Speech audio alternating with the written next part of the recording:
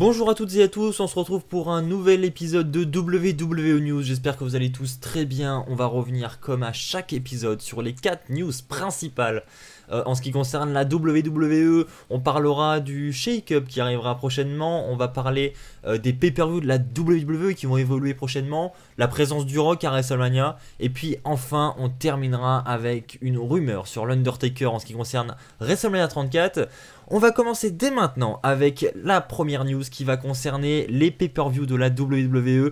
Vous le savez, depuis le retour de la brand split à la WWE, nous avons des pay-per-views beaucoup plus souvent qu'avant. Nous avions des pay-per-views quasiment tous les 15 jours, avec à chaque fois un pay-per-view exclusif à Raw, ensuite un pay-per-view exclusif à SmackDown, après un pay-per-view qu'on appelle le Big Four, qui concerne les deux rosters en même temps, et voilà, c'était comme ça en boucle. Donc on avait à la fin de l'année plus de 14 pay-per-view, 14-15 pay-per-view, donc c'était beaucoup, et ben, sachez que ce planning va évoluer après WrestleMania.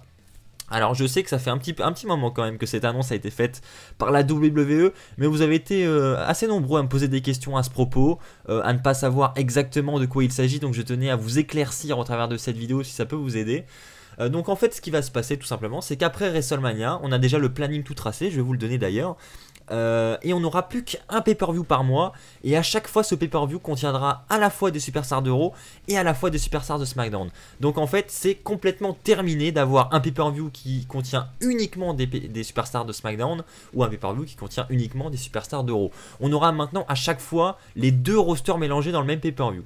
Maintenant, en ce qui concerne le planning, on aura évidemment WrestleMania 34 qui va se dérouler le 8 avril. Ensuite, on aura Backlash le 6 mai, Money in the Bank le 17 juin, Extreme Rules le 15 juillet, SummerSlam le 19 août, Hell in a Cell le 16 septembre, TLC le 21 octobre, Survivor Series le 18 novembre et Clash of Champions le 16 décembre. Donc tous ces pay-per-views contiendront à la fois le roster de Raw et à la fois le roster de SmackDown. Vous pourrez remarquer qu'on a quelques chamboulements quand même. On a évidemment la disparition de certains pay-per-views, à savoir No Mercy par exemple, à savoir Great Balls of Fire. On aura eu cette incroyable édition de pay-per-view qu'une seule fois, que c'est dommage. Donc voilà, tout ça pour dire que on aura vraiment du gros changement dans les semaines à venir. Alors pour moi il y a du pour et du contre dans tout ça. J'ai vu un peu sur Twitter vos réactions, la plupart des fans se réjouissent de cette annonce. Alors je pense que en majorité on peut s'en réjouir. Je pense que ça ne peut apporter que du bon en termes de qualité pour les pay-per-view, parce que vu que les pay-per-view seront de moins en moins nombreux, il faudra évidemment tout condenser dans un même pay-per-view, et du coup on risque d'avoir uniquement des rivalités majeures, des matchs majeurs, et donc d'une qualité supérieure. On peut dire que ce sera peut-être fini les matchs bouche-trou qu'on viendra ajouter à la dernière minute pour meubler la carte. Là je pense qu'en termes de contenu ce sera peut-être plus appréciable. Maintenant il y a un inconvénient quand même, c'est qu'il y a certaines superstars, surtout à SmackDown mais aussi à Raw, qu'on ne voit à peine à la télévision chaque semaine, qui arrivaient avec cet ancien format à apparaître en pay-per-view, même si parfois c'était seulement en kick-off, c'est déjà ça. Voilà, quand tu as un pay-per-view qui est uniquement pour un roster, tu as beaucoup plus de place dans la carte et donc tu peux mettre le maximum de superstars. Là, le fait que le pay-per-view maintenant va diviser les deux rosters, ça va être plus compliqué pour faire apparaître tout le monde, et donc je pense qu'il y a beaucoup de superstars qui vont passer à la trappe et qu'on ne verra plus du tout. On peut penser à des, je sais pas, des Rhino, des Heath Slater, des Bo Dallas, des Ty Dillinger, voilà par exemple. Quel dommage, quel gâchis d'avoir des superstars comme ça qui n'apparaissent même pas en pay-per-view. Voilà, mais je pense que ce nouveau système va impacter encore plus cela, et malheureusement pour eux on ne les verra plus. Et leur planning à la WWE va se résumer au live event, je pense, malheureusement. Voilà, c'était ce qui concernait la première news. Maintenant, on va parler un petit peu du Shake-Up. Alors, vous le savez, l'année dernière, le Shake-Up, il a eu lieu 2 semaines après WrestleMania, si je ne me trompe pas. Et cette année, ça devrait être la même chose, hein. Le Shake-Up devrait avoir lieu après WrestleMania 34. On parle déjà de 2 superstars qui pourraient être échangés. Ils seraient plutôt au cœur des plans actuellement. On parle du champion de la WWE de SmackDown, AJ Styles, et de Seth Rollins qui lui est du côté de Raw. Donc les deux pourraient mutuellement échanger leur place. On aurait donc un Seth Rollins du côté de SmackDown et un AJ Styles du côté de Raw. Alors pourquoi cette décision? Les rumeurs disent tout simplement que, vous le savez, Roman Reigns devrait devenir champion universel normalement si les plans se déroulent comme prévu à WrestleMania 34. Et en vue de ça, Roman Reigns il a un peu fait le tour du côté de toutes les superstars de Raw, il les a tous un petit peu confrontés et les officiels ne voudraient pas que son règne avec le titre universel soit décevant auprès des fans, donc ils voudraient tout simplement lui trouver de nouveaux main eventers, de nouveaux adversaires potentiels, et les officiels pensent tout simplement que AJ Styles serait la bonne personne pour débuter ce run de champion universel face à Roman Reigns. Donc on pourrait avoir à la suite de WrestleMania 34 directement un Roman Reigns contre AJ Styles pour le titre universel. Moi j'ai envie de dire pourquoi pas. Maintenant ça voudrait dire également que AJ Styles perdrait sa ceinture lui aussi à WrestleMania, puisque on voit difficilement AJ Styles rejoindre Raw avec le titre de la WWE, et on voit encore moins le titre universel aller du côté de SmackDown. Voilà en ce qui concerne le shake-up. Donc perso, pour ce qui est de mon avis personnel, franchement, pas une grande importance pour moi, mais il faut absolument que ce shake-up renverse les superstars, qu'elle mette toutes les superstars dans un shaker, qu'on mélange tout ça et qu'on répartisse tout ça et d'une manière un peu plus équilibrée que ce qu'on avait eu l'année dernière, parce que pour moi SmackDown a grandement souffert l'année dernière de ce shake-up. C'était très très décevant du côté de SmackDown, et je trouve que même Raw en ce moment durant cette road to WrestleMania est très décevant, donc il faut vraiment rééquilibrer tout ça. N'hésitez pas à donner votre avis dans les commentaires en ce qui concerne ce shake-up avec AJ Styles qui pourrait venir à Raw et Rollins qui pourrait aller à SmackDown. Allez, nous allons maintenant parler de The Rock qui pourrait apparaître à WrestleMania 34 ou qui ne pourrait pas apparaître à WrestleMania 34.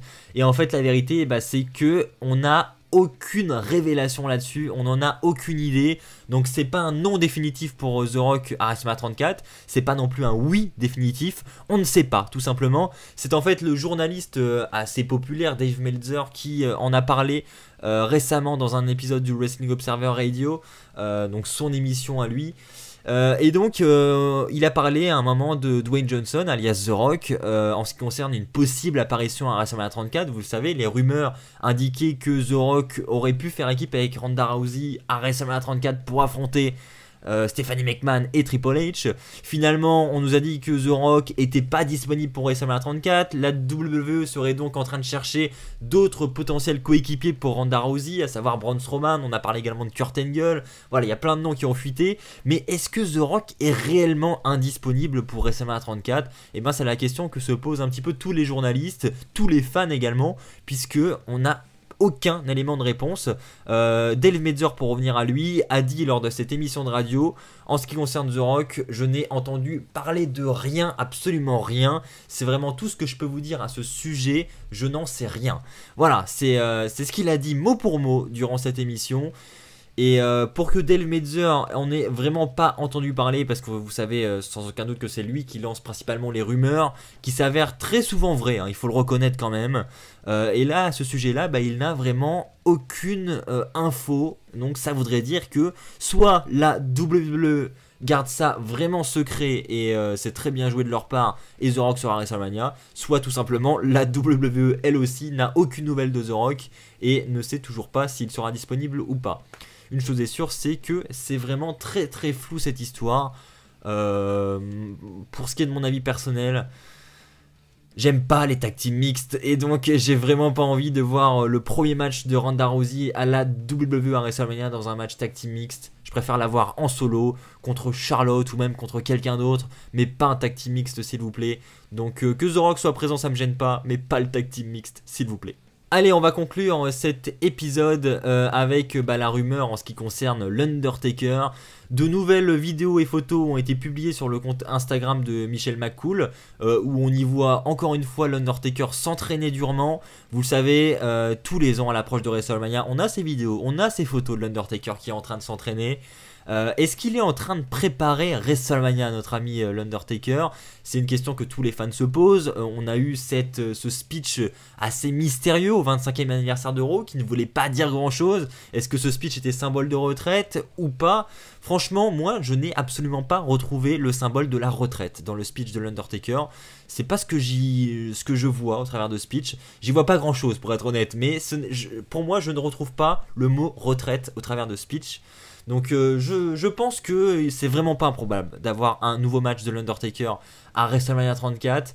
Vous le savez, en ce qui concerne son adversaire, la rumeur du moment, c'est évidemment John Cena. John Cena qui, au passage, n'a pas de plan de prévu pour WrestleMania 34. Donc tout ça fait que ça alimente de plus en plus les rumeurs.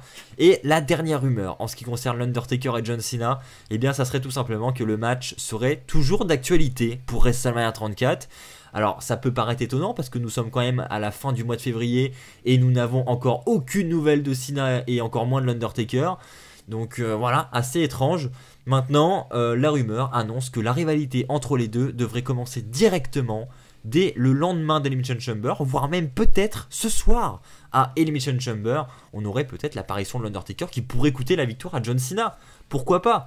À l'instar d'un Shawn Michaels qui avait fait la même chose sur l'Undertaker à Elimination Chamber 2010, rappelez-vous. Donc c'est pas impossible non plus de voir l'Undertaker ce soir. En tout cas, une chose est sûre, non, c'était pas sûr, on va pas dire ça non plus, mais d'après la rumeur, voilà, on va prendre ces mots-là, d'après la rumeur, une chose est sûre, c'est que on aurait le début de la rivalité au moins demain soir à Raw. Voilà, donc ce que j'en pense, c'est que franchement faut le reconnaître, hein, sur le papier, John Cena Undertaker c'est une grosse tête d'affiche, c'est un match que les fans ont envie de voir depuis des années. Voilà, c'était il y a encore quelques années, c'était vraiment le match irréalisable parce que d'un côté on avait l'Undertaker et sa streak, on voyait absolument pas la streak se faire briser, et de l'autre côté on avait John Cena, le mec qui n'abandonne jamais, le mec qui ne peut pas perdre un match clean ou alors difficilement. Donc c'était vraiment le match un peu irréalisable parce que je pense que les officiels auraient vraiment eu le cul entre deux chaises, se seraient dit merde, qui on va faire gagner. Là aujourd'hui la streak n'est plus d'actualité, donc c'est probable qu'on ait ce match, moi ça m'étonnerait pas. En termes de qualité, évidemment le match ce serait une déception. Alors ça serait également une déception du fait que c'était tellement symbolique, encore une fois, ce qu'on a eu l'année dernière à WrestleMania 33, l'Undertaker qui dépose ses affaires, son chapeau et qui s'en va comme ça. C'est tellement un beau départ, ça serait dommage de tout gâcher. Maintenant la rivalité serait probablement bonne, le match mauvais, on va pas se mentir. Voilà, l'Undertaker, bah, il est âgé, hein, il y peut rien non plus, le pauvre. On peut pas rester comme à ses 20 ans alors qu'on en a plus de 50. C'est normal, donc c'est pas vraiment une bonne idée. Maintenant, faut reconnaître que la plupart des fans auront beaucoup de hype autour de ce match, je pense. Et bah, pour parler business un petit peu, je pense que bah, pour la WWE, organiser ce match, bah, ça offrirait quand même une belle rentrée d'argent. Et on sait que la WWE, c'est l'argent avant tout. La santé des superstars, évidemment. Mais si ce match a lieu, c'est que l'Undertaker a donné son accord. Donc à partir de là, on peut pas critiquer la WWE pour ne pas prendre soin de la santé de l'Undertaker. Voilà, on a fait le tour, et bah beaucoup de choses intéressantes au travers de cet épisode. On a beaucoup d'interrogations, hein, donc j'espère qu'on aura des réponses à toutes ces questions dans les prochaines semaines. J'espère que cet épisode de WWE News vous a plu. Si c'est le cas, n'hésitez pas à lâcher un pouce bleu, n'hésitez pas à partager la vidéo sur les réseaux sociaux. N'hésitez pas à me rejoindre également sur mon Twitter, mon Insta, mon Snapchat. Voilà, si vous avez des questions à me poser ou peu importe, je vous répondrai.